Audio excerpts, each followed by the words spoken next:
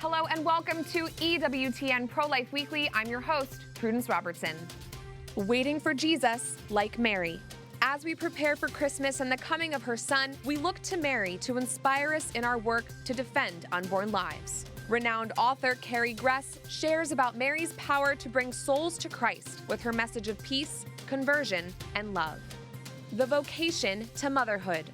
Mallory Carroll, former Vice President of Communications at Susan B. Anthony Pro-Life America, joins us to share about her transition from working full-time in the pro-life movement to becoming a wife and mother. She provides insight into how we can ask Mary to guide our each and every step.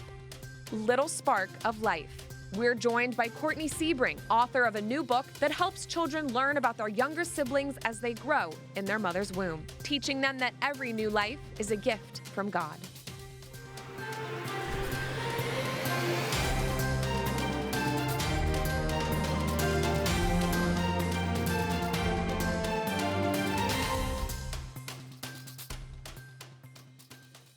As we approach Christmas, we want to dedicate tonight's episode to Mary, the Mother of God, and honor her Immaculate Conception.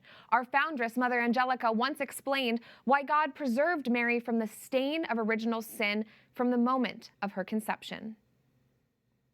Would you expect the Lord God, Father, to design a tabernacle for his Son that was spotted?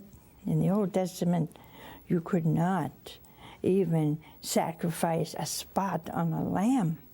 That lamb had to be absolutely, totally perfect before you slaughtered it for Passover. Perfect. Any blemish, out it went. And so you really don't expect our sweet mother to have a blemish of even an imperfection on her soul, do you? Her Immaculate Conception was so awesome because she never had the slightest blemish of sin. Through her yes to God, our Blessed Mother points us to her Son.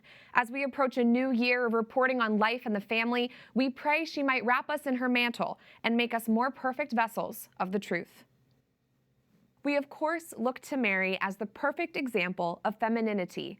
Sadly, the beauty of femininity is often overlooked and even erased in today's world. Scholar and author Carrie Grass discusses in her writings that the feminist movement is steeped in Marxism, selling women the idea that motherhood is a chore and women need to be more like men to find happiness.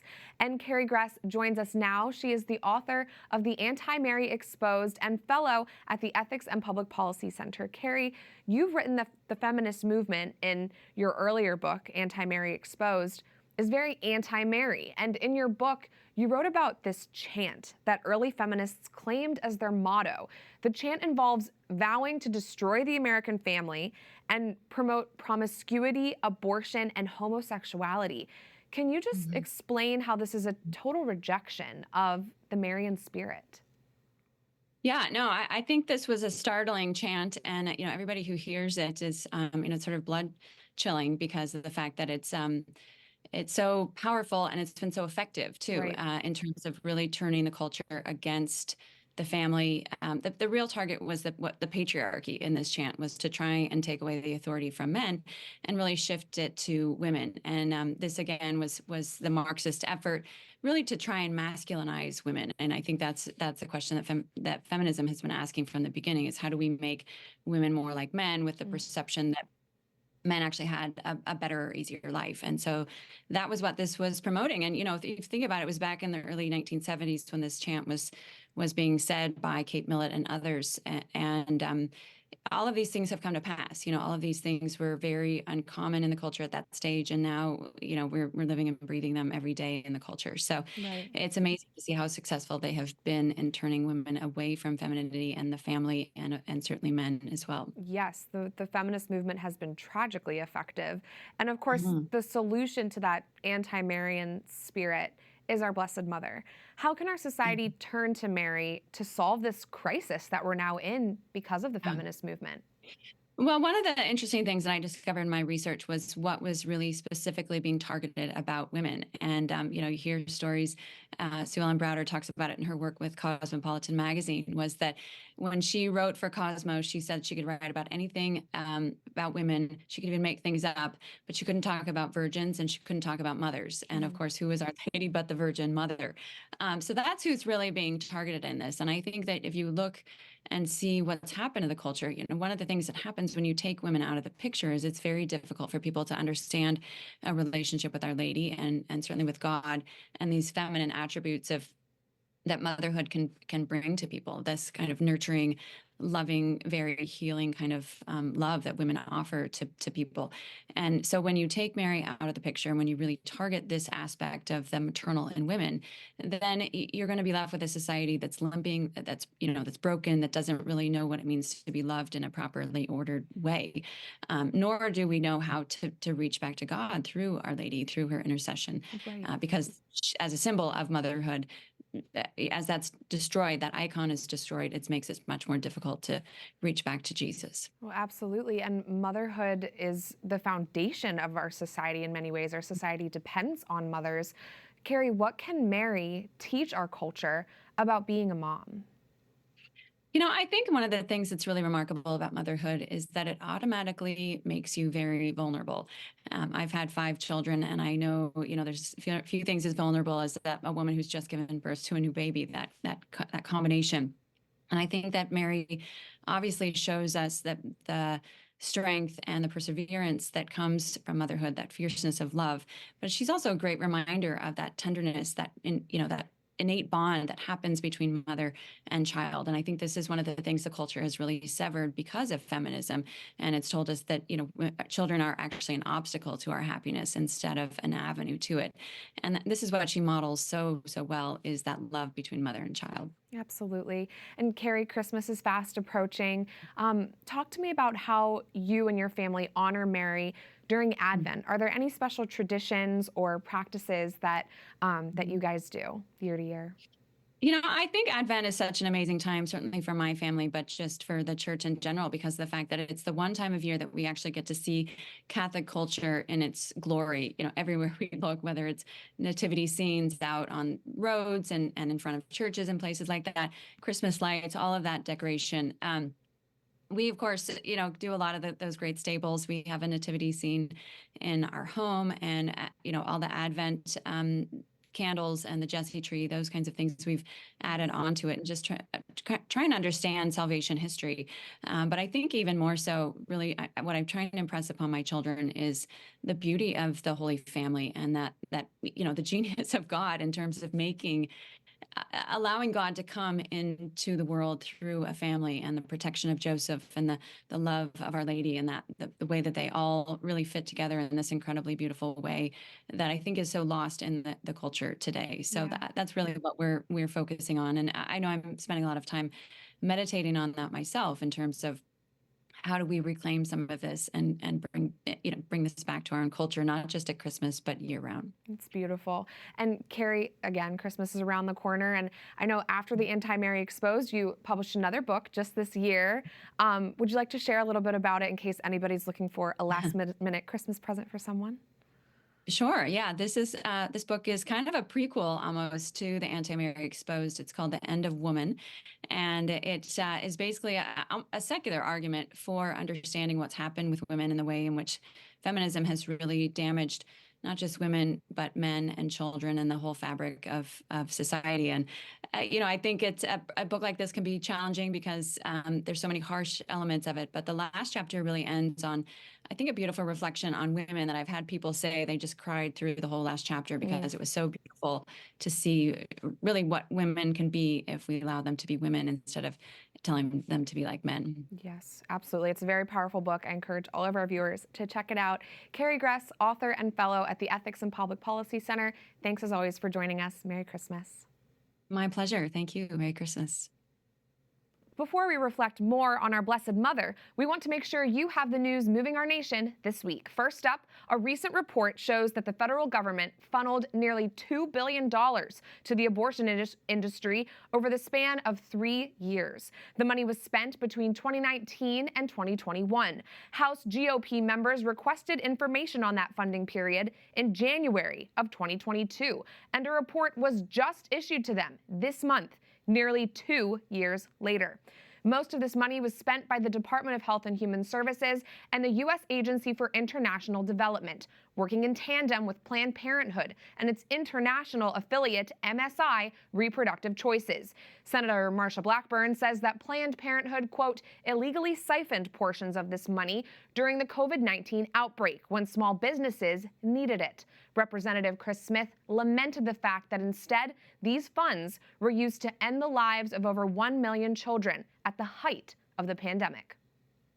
Next up, New Jersey's Attorney General Matthew Platkin subpoenas a pro-life pregnancy center.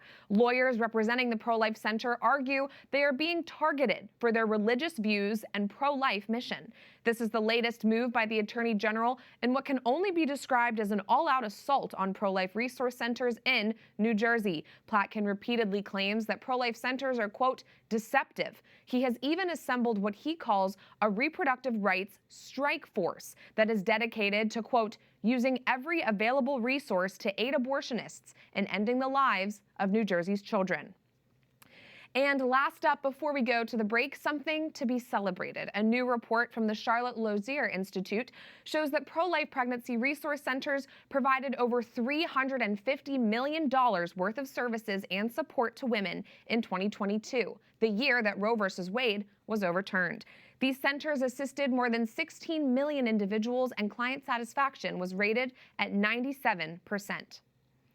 And on that happy note, here's what's coming up. We hear from a mom who used to work full-time in the pro-life movement, who will certainly be a familiar face to many of you. She'll share about her call to motherhood and how we can look to Mary as we discern and live out each of our vocations.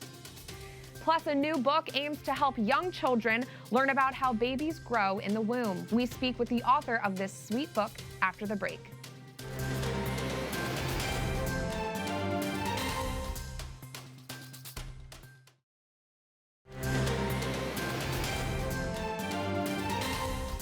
You're watching EWTN Pro-Life Weekly. I'm Prudence Robertson. Welcome back to our program.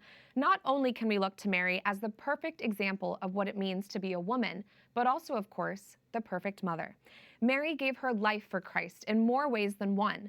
Not only did she agree to carry him in her womb and raise him to adulthood, she also gave her fiat freely, knowing that one day her son would give his own life to save each one of us.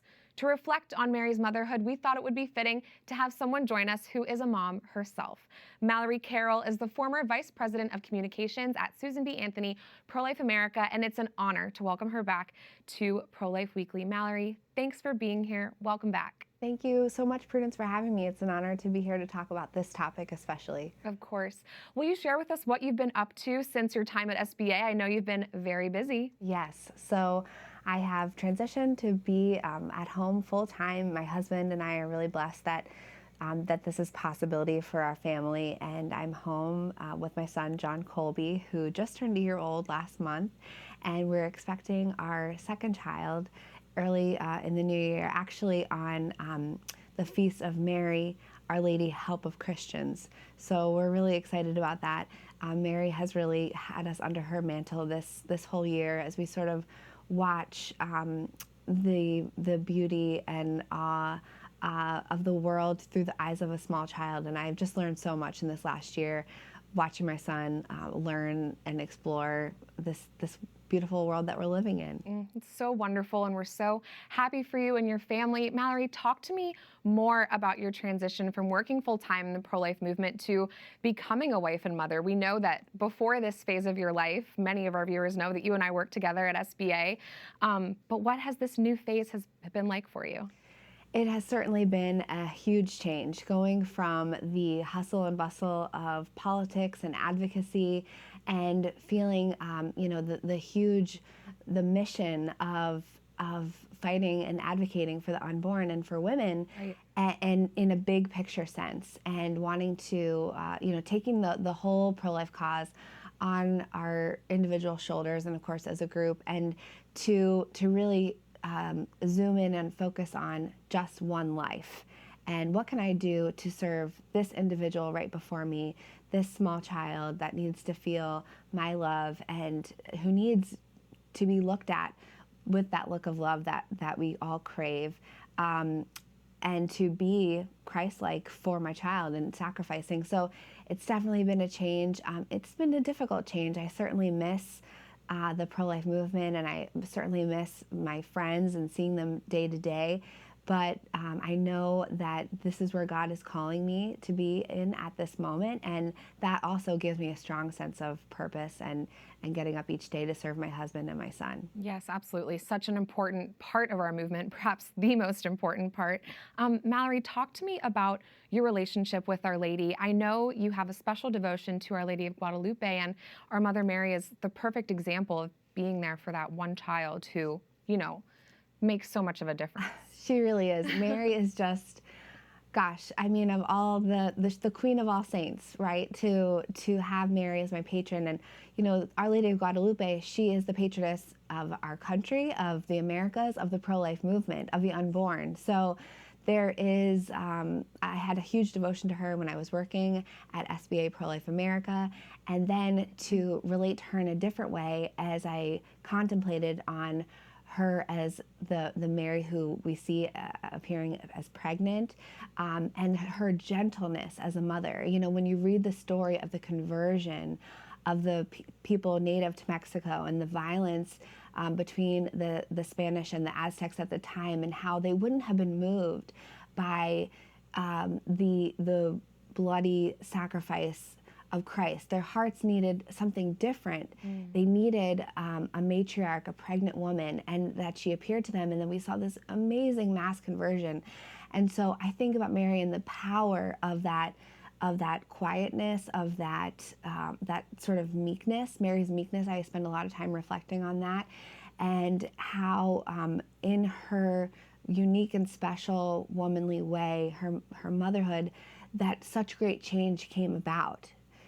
And so even though I'm at home and I'm just reacting and interacting with just one life, and whoever else happens to be there that day, we are so blessed to have great family and friends nearby, and our neighbors and the mailman, stopping by, that this witness of my motherhood really can change the world. Yes, and the way to Christ is through her mother, so Yes. For so many.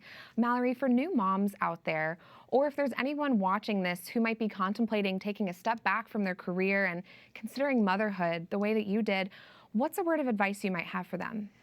It requires so much discernment. Talking to Mary and Jesus, talking to your guardian angel, what is right for your family. It is either way, it's a huge sacrifice, and just know that God is with you through it all, and that Mary wants to come alongside you, put her under her mantle of protection, and help you to make the best choice. And that especially I think about the women who are contemplating abortion and who are unsure about being a mother, that Mary will give you the tools that you need, and Jesus will intercede for you if you ask, and that it is truly the greatest blessing. Mallory, we have about a minute left, and just while we have you, I'm curious if you could kind of speak to where our movement is today and kind of what the next step you see being. We have an important election coming up in 2024. We still have a lot of work to do to continue to save lives even after the overturn of Roe. What's your take on the state of our movement? Oh, gosh, that we have to redouble our efforts, especially with prayer. We had this incredible victory with the Dobbs decision and returning the voice to the people. But with that comes the opportunity for Satan to filter in the lies. And we've seen in these state battles, and especially in the places where there have been ballot initiatives, just the energy that Satan has to keep abortion on demand, the law of the land, and through whatever means possible. And so we have to stay dedicated in whatever way we can. My work in the pro-life movement looks a little bit different now, but that we have to stay engaged, whether it's state and local fights. We, of course, cannot take our eyes off what's happening at the federal level. There's still so much more to do, and to come back to Jesus and Mary for that strength, because we're going to need it in the future. Yes, amen. Well said. Mallory, thank you for joining us, my friend. It's an honor to have you, as always. Thank you. And And to close out our program, a new book teaches children the hidden dignity of life in the womb. Little Spark of Life is a new book written by Courtney Sebring, who was inspired both by her daughter and her interest in pro-life work to author a book that would help young children learn about new children coming into the world. And Courtney joins us now to discuss her new book. Courtney, thanks for being here. Tell us more about what inspired you to create Little Spark of Life. Thanks for the opportunity, Prudence. Little Spark of Life was inspired by my daughter's insatiable curiosity about babies and pregnancy, and also my own interest in the pro-life movement. So it's a mashup of my daughter's awe and wonder on the subject, and also what I was learning about pro-life apologetics as the time. So, I mean, as a result, it combines science from, behind the question, where do babies come from, with specific truths surrounding the sanctity of human life. I love it. And Courtney, there's such a danger of kids becoming addicted to their screens and even being exposed to books or other things in school that could chip away at their innocence. Your book, however, it has such a pure message. Can you speak to the importance of children having books like this at their fingertips? Absolutely. I mean, my hope is that Little Spark of Life will support the pro-life message and all messages of goodness, beauty, and truth through the long game that we as parents and caregivers show up to every day in our children's lives. What we feed their imaginations, as well as our own, directly influences the values that we shape. I love this quote from a book called Books That Build Character. And it says, if you as a parent don't take steps to educate your child's imagination, it's almost a sure bet that his imagination will be seduced by the power of popular culture. So that is where we need to meet our kids, because they're the future culture makers of our society. They're the future parents, artists, teachers, voters. Whatever we lay before them now as a feast for their imaginations absolutely is going to have an effect on the world that they build. That is such an important point. And Courtney, tell us more about what's included in the book. You mentioned a little bit the journey that it takes children on. Yeah, absolutely. So it goes week by week, month by month, and it explains the science behind the development of a human life in utero. It also, like I said, talks about specific truths that, are under attack right now. So as an example, one line says, God decided that a new life should begin just like this, a near miss that explodes into a one-of-a-kind kiss. So right there, our children get the message that God is the author of life, rather than the belief that, hey, this is my life, I can do whatever I want with it. And also, this is a one-of-a-kind human, not just a clump of cells. And there are many examples like that in the book. And Courtney, talk to me a little bit about the process of writing the book. I know it began as a poem. Talk to me about that. Well, I've always written poetry ever since I was a child. That's so wonderful. How cool is it to come back to it as an adult and be able to write a book that it combines, like I said, my daughter's joy and passion for children, and then also my passion for the pro-life message. It started out as a poem, you're right. And it actually, sat on my laptop for a few years until I was presented the opportunity by Paraclete Press to get Little Spark of Life out in the world, as my daughter says. Wow. Well, we are so glad it's out in the world now, and Christmas is just around the corner. For those moms and dads doing their last minute shopping, why should they buy this book from your perspective as the author? Oh, well, great idea. Great question. I mean, I think that, as we had talked about before, the message of the book is such an important message. But also right now around Christmas time, I think about how my daughter was as a young girl around Christmas time. She was already so interested in babies. And then with all the talk of baby Jesus and how God came to earth as an infant, it just, sparked even more questions in her. So I would highly recommend, the parents picking it up for Christmas. Yes. Perfect Christmas gift for sure. Courtney Sebring, author of Little Spark of Life, thank you for joining us, and congratulations on your book. Thank you. And that does it for this edition of EWTN Pro-Life Weekly. I'm Prudence Robertson. We'll be back in the new year with a special episode, but for now, your EWTN Pro-Life Weekly team wishes you a Merry Christmas and a happy and holy New Year. Don't forget, you can find us at EWTN Pro-Life on all social media platforms, X, Facebook, Instagram, we're there. And if you're interested in more news from our nation and world, go to EWTN.com/pro-life and sign up for our newsletter, the Pro-Life Pulse. Remember, life is a gift. Your life is a gift. God bless.